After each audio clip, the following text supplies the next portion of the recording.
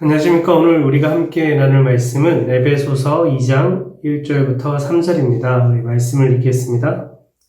그는 허물과 죄로 죽었던 너희를 살리셨도다. 그때 너희는 그 가운데에서 행하여 이 세상 풍조를 따르고 공중권세 잡은 자를 따랐으니 곧 지금 불순종의 아들들 가운데서 역사하는 영이라. 전에는 우리도 다 그 가운데서 우리 육체의 욕심을 따라 지내며 육체와 마음에 원하는 것을 하여 다른 이들과 같이 본질상 진노의 자녀이었더니. 아멘. 네. 오늘 우리가 방금 읽은 이 말씀은 이제 예수님께서 우리를 허물과 죄로 인해 죽었던 우리를 살리셨다라는 말씀으로 시작하면서 그 전에, 우리가 구원받기 전에 어떤 상태에 놓여 있었는지 말씀해주고 있습니다. 우리가 허물과 죄로 죽었던 그 상태였다는 것이죠. 지난 시간 우리는 아담의 타락으로 인해 모든 인류가 타락했다라는 것을 살펴보았습니다.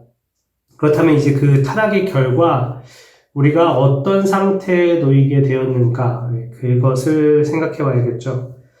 소요리문답 제17문은 그것에 대해 이렇게 답하고 있습니다. 먼저 질문하죠. 이 타락이 인류를 어떠한 상태에 이르게 하였나요? 앞에 다루었던 그 타락이 인류를 어떤 상태에 이르게 하였는가? 이제 그런 질문입니다. 그리고 이렇게 답합니다. 이 타락은 인류를 죄의 상태와 비참함의 상태에 이르게 하였습니다. 네. 두 가지, 죄의 상태, 비참함의 상태에 이르게 하였다. 분명 하나님께서는 아담에게 선악과를 먹는다면 반드시 죽으리라 라고 말씀하셨습니다. 그리고 로마서 5장 12절은 죄로 말미암아 사망이 들어왔고, 이렇게 죄로 사망이 들어왔다라고 선포하고 있죠. 또 로마서 6장 23절은 우리가 좀 많이 외우고 암송하는 말씀인데요. 죄의 삭은 사망이라. 죄의 값이, 죄의 결과가 사망, 죽음이라고 이렇게 말씀하고 있습니다. 근데 사실 생각해보면 아담과 하와는 그 선악과를 먹었다고 해서 곧바로 이렇게 죽지 않았죠. 그렇다면 하나님이 정말로 거짓말을 하신 것일까요? 하나님께서 말씀하신 이 죽음, 반드시 죽으리라 할 때 이 죽음은 단지 이 육체적인 죽음만을 가리키는 것이 아니겠죠. 사실 육체적인 죽음도 하나님이 말씀하신 그 죽음, 죄로 인한 죽음의 한 일부분일 뿐입니다. 하나의 현상에 불과한 것이죠. 소요리 문답은 그 죽음, 사망의 형벌에 담긴 것이 바로 죄의 상태와 비참함의 상태다 이렇게 말하고 있습니다. 살아있는 것처럼 보이지만 하나님과 단절되어 하나님께서 공급해 주시는, 그래서 우리가 공급받아야 할 그 생명을 공급받지 못하고 우리는 그 전에, 구원받기 전에 우리는 죽음의 지배 아래 있었죠. 그리고 죽음을 향해 가고 있는 그런 상태였습니다. 그게 바로 죄의 상태와 비참함의 상태입니다. 오늘 이 두 가지 중에 먼저 죄의 상태에 대해서 함께 생각해 보려고 합니다. 그래서 이제 이어서 소요리문답 제18문은 이제 죄의 상태에 대해 이렇게 다루고 있습니다. 18문입니다. 사람이 타락한 상태에서의 죄악됨이란 어떻게 이루어져 있나요? 이렇게 답합니다. 사람의 타락한 상태에서의 죄악됨이란 아담의 첫 범죄의 죄책과 본래 가졌던 의의 결핍과 본성의 전적인 부패인데 일반적으로 원죄라고 불립니다. 그 원죄에서 모든 범죄의 행위들이 비롯되어 뒤따릅니다. 사람의 타락한 상태에서의 죄악됨, 그러니까 즉 앞서 말한 죄의 상태를 두 가지로 나눠서 설명하고 있는데요. 하나는 바로 원죄이고, 그리고 그 다음 거기서 이어져 나오는 자범죄입니다. 우리가 무엇을 원죄라고 합니까? 쉽게 아담이 범한 죄, 이렇게 쉽게 말할 수 있겠지만 그 원죄로 인해 모든 인류에게 그 영향력을 끼치고 있는 것, 우리도 가지고 있는 그것, 죄의 근원, 죄의 근본, 뿌리라고 할 수 있는 것이 바로 원죄입니다. 소요리문답은 우리가 좀 전에 본 그 소요리문답 제18문은 이 원죄를 또 세 가지로 이렇게 구분해서 설명하고 있습니다. 첫 번째가 아담의 첫 범죄의 죄책입니다. 죄책. 죄책이라는 것은 죄책감과는 다른 것입니다. 죄책감은 사실 죄책감이라는 건 말 그대로 나에게 죄책이 있다고 느끼는 것이 죄책감이죠. 죄책감은 죄의 책임이 있다는 것을 느끼는 그런 감정을 의미하는 것이고, 죄책은 바로 그 감정을 느끼게 하는 죄의 책임 그 자체를 가리킵니다. 어떤 사람이 범죄를 저지르고 구속되어서 재판을 받고 그 죄에 대해서 책임이 있다고 인정되면 유죄 판결을 받게 되는 것이죠. 당신은 죄가 있다라고. 그게 바로 죄책입니다. 우리가 하나님의 법정에서 하나님의 법에 따라 너는 그 법을 범한 죄인이다, 유죄다라고 판결받는 것, 그 죄에 대한 책임이 있는 것, 그 원죄가 가지고 있는 죄의 책임을 우리도 여전히 짊어지고 있습니다. 우리에게는 죄의 책임이. 그걸 이제 좀 결과적으로 말하면 죄에 따르는 형벌이 우리에게 있다는 것이죠. 그리고 두 번째, 원죄의 두 번째는 이제 본래 가졌던 의의 결핍입니다. 원래 사람은 처음 창조되었을 때 하나님의 형상으로서 의롭게 지음을 받았습니다. 여기서 말하는 의가 단지 뭔가 그냥 객관적으로 정의롭고 올바르다 뭐 이런 뜻이 아닙니다. 정의롭고 올바르다는 것을 어떤 기준으로 판단하나요? 우리는 뭐 그냥 일상 하나님을 안 믿는 사람들이라면 그냥 모든 사람이 좀 공감할 수 있는 올바른 것 뭐 이런 걸 생각하겠죠. 근데 사실 그마저도 그다지 객관적이지 않겠죠. 그런데 성경이 말하는 성경에서 말하는 의는 항상 하나님과의 바른 관계를 이렇게 전제로 깔고 있습니다. 거룩하고 선하고 의로우신 하나님과 올바른 관계에 있을 때, 그럴 때 사람이 진정으로 의롭다라고 할 수 있겠죠. 하나님을 떠나서 사람은 결코 의로울 수 없습니다. 그런데 문제는 모든 인류가 그 본래 가졌던 의로움, 그 의를 상실하고 지금은 결핍된 상태, 의가 결핍된 상태에 놓여있게 되었다는 것입니다. 사실 죄로 인해 하나님과의 관계가 망가졌으니까, 하나님과의 관계가 단절되어 버렸으니까 당연한 결과겠죠. 원죄라는 것은 우리가 더 이상 의롭지 않다라는 것, 우리에게 하나님이 부여하신 의가 결핍되어 있다는 것을 의미합니다. 그렇기 때문에 우리가 하는 모든 생각, 말, 행동이 하나님 앞에 결코 의롭지 못합니다. 어떻게 해도, 우리가 아무리 발버둥치고 아무리 노력을 해도 하나님의 기준에 결코 도달할 수 없습니다. 그리고 세 번째는 본성의 전적인 부패라고 말하고 있습니다. 본성의 전적인 부패. 죄책이라는 것이, 죄책이 있다라는 것이 법정적인 의미를 갖는다면, 또 의의 결핍은 하나님과의 관계적인 의미를 가진다고 볼 수 있습니다. 그런데 이제 본성의 전적인 부패는 우리 본성, 우리의 성품, 우리의 인격이 실질적으로 오염되었다라는 것을 의미합니다. 실제적인 오염을 말하는 것이죠. 우리가 만약에 더러운 손으로 무언가를 만진다면 아무리 막 조심조심하려고 해도 그 만져진 것은 더러워지겠죠. 아무리 그게 깨끗한 것이었다 할지라도, 우리가 또 아무리 노력한다 할지라도 이미 더러워진 손으로 뭔가를 만졌다. 그럼 더러워지겠죠. 우리의 본성이 그렇게 오염되어 있다는 것입니다. 죄로 인해 타락한 우리의 전 인격이, 우리는 전적으로 부패하고 타락하고 오염되었다라는 것입니다. 우리의 전 인격, 우리의 지성과 우리의 감정과 우리의 의지로 대표되는 우리 전 인격이, 그 모든 영역이 다 죄로 인해 물들었다는 것입니다.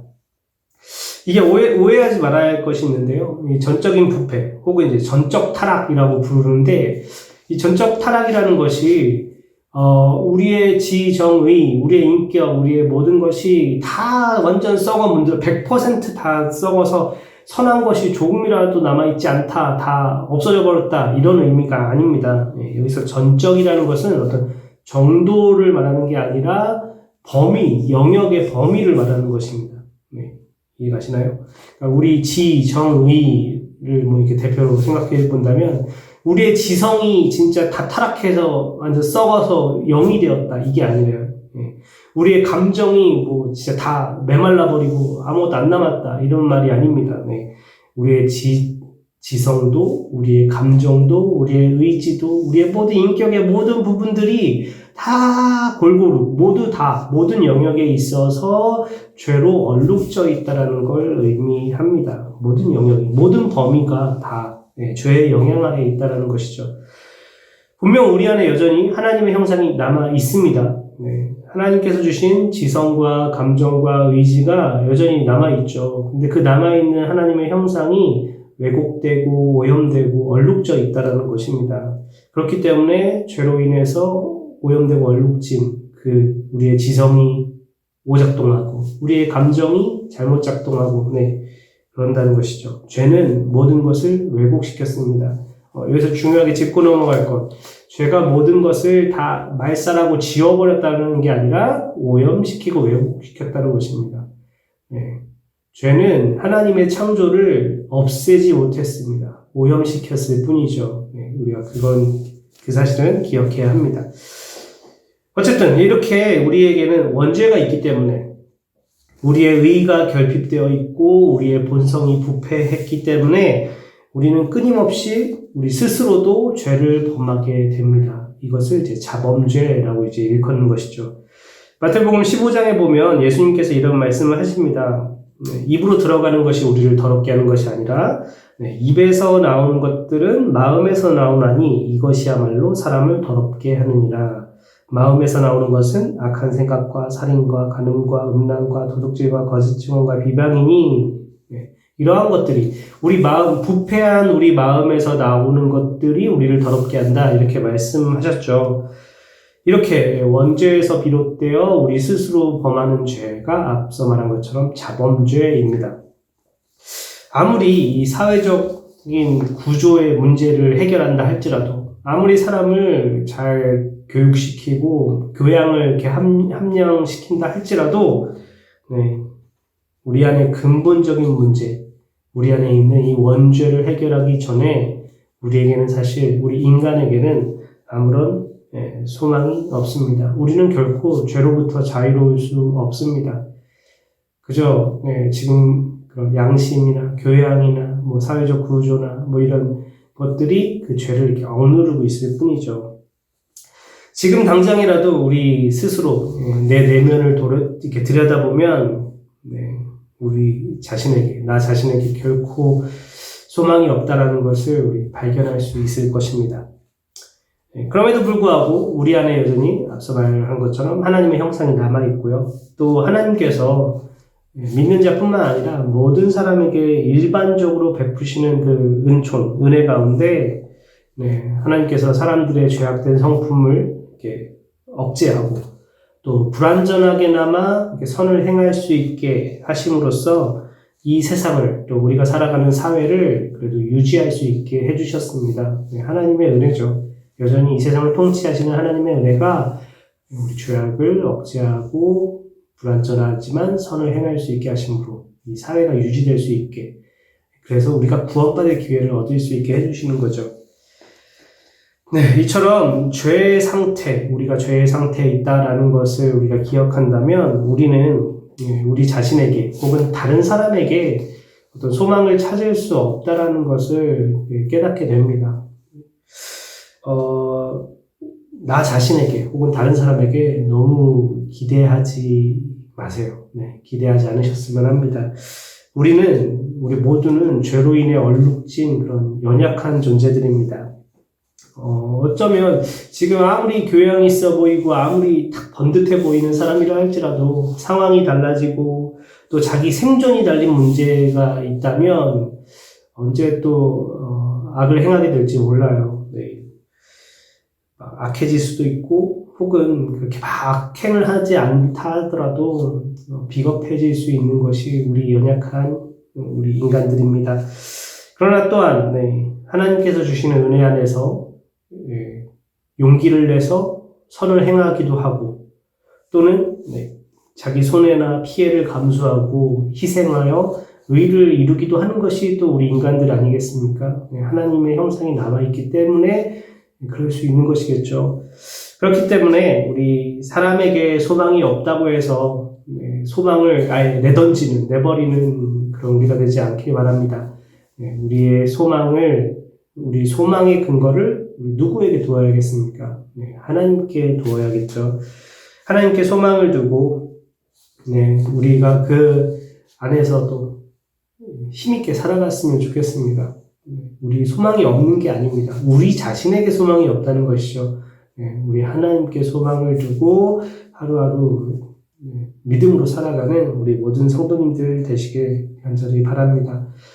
오늘 죄의 상태를 보았고, 이제 다음 시간에는 이제 비참함의 상태, 그 죄의 상태로 인해 오는 우리가 또 비참한 상태에 놓여 있다는 걸 이제 더 보게 될 텐데요. 더 어둠으로 또 밑바닥으로 이렇게 들어가는 만큼 또 그 안에서 우리가 시선을 돌려 위를 볼 때 하나님께 소망을 발견할 수 있게 될 것입니다. 하나님께서 우리에게 내려주신 그 은혜의 동아줄을 우리가 발견할 수 있게 될 것입니다. 그렇기 때문에 또 오늘 하루도 하나님께 소망을 두고 살아가는 우리 모든 성도님들 되시기를 주님의 이름으로 축원합니다. 우리 기도하겠습니다. 하나님, 오늘은 이 타락의 결과로 우리에게 있는 그 죄의 상태, 우리의 원죄와 자범죄에 대해 함께 생각해보고 또 말씀을 나누었습니다. 하나님, 정말 우리가 전적으로 타락하고 부패하여서 그 원죄가 우리 안에 있고 또 그 원죄에서 비롯된 우리 죄악된 생각과 말과 행동이 끊임없이 나오고 있는 정말 아무런 소망이 없어 보이는 그런 저희 자신을 발견하게 됩니다. 하지만 하나님, 저희 자신에게서 소망을 발견하지 못한다고 해서 그저 절망하고 좌절하는 것이 아니라 그런 저희들에게 빛을 비추어 주시는 예수 그리스도, 또 이 종려주일 저희를 구원하기 위해 십자가를 향해 예루살렘을 향해 가신 우리 예수 그리스도를 바라보며 그 안에서 소망을 발견하고 믿음으로 나아가는 저희들 되게 하여 주시옵소서. 감사드리며 우리 주 예수 그리스도의 이름으로 기도합니다. 아멘.